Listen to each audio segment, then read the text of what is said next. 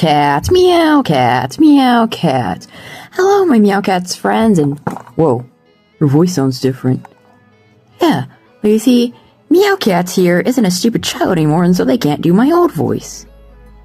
Alright, the whole call me Meowcats thing aside, your old voice was annoying anyways, and perhaps this new era of the show will be better than anything ever before. Because, you know, the clanker music in episodes 34 and 35. Well, to all zero of you who care, rest in peace Meowcats' old voice. This will be an important episode in the history of Meowcats. History?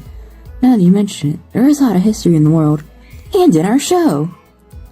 Yeah, to have full context, you need to explain all of Meowcat's spies. Come to think of it, that's also a historical event, when Meowcats misspelled spies, and now it stayed that way as a stylistic choice. You think you look cool doing that, but it really just looks really stupid. History. Well, I've got something.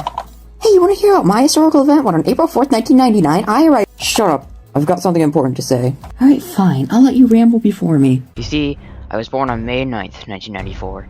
My biological parents were Yuri and Joey Taylor. My first few years on the planet were about as great as a very young child could be. However, my parents had a violent rivalry with the Meegleston family. So on June 3rd, 1997, the Meeglestons bombed the Taylors' home. Since I was at a friend's house, I was the sole survivor. I was taken in by Jane Yin, who raised me. However, I always had one memento of my early childhood: the drawing of a sandwich.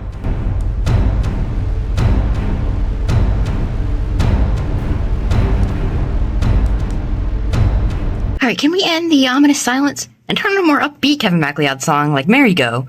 Meowcat, stop messing up the tone of this episode. Alright, fine.